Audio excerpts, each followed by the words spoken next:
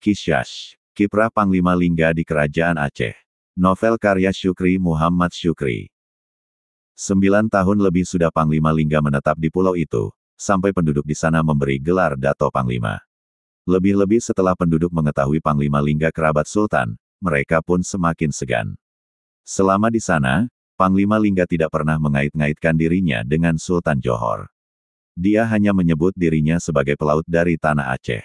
Penduduk baru mengetahui Panglima Lingga berkerabat dengan Sultan Johor, ketika Sultan Alauddin dan Putri Mumtaz menghadiri acara sunat Rasul anak pertama yang bernama Benar Meriah.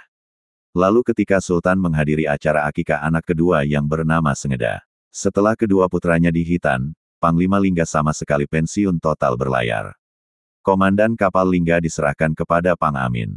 Meski pensiun berlayar, para prajurit kapal Lingga sering mampir dan menginap di rumahnya. Mereka kerap membawa oleh-oleh manisan, pakaian dan makanan.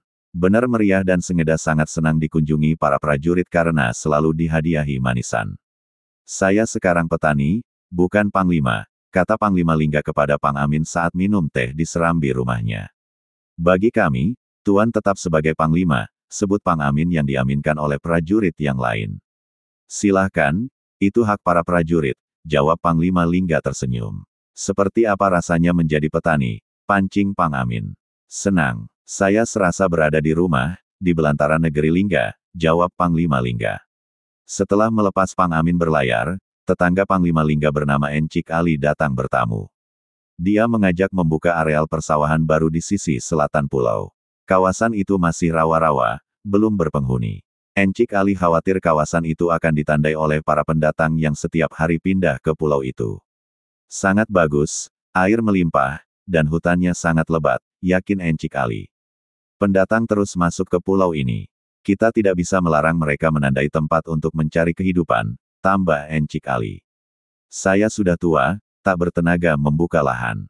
Encik sajalah yang ke sana," tolak Panglima Lingga secara halus. "Dato Panglima sebagai saksi saja, bahwa lahan itu sudah kami tandai," kata Encik Ali penuh harap. "Sebagai saksi boleh. Siapa saja yang berangkat?" tanya Panglima Lingga. "Saya, Encik Syarif, Encik Sabil, dan 9 orang lainnya," jawab Encik Ali.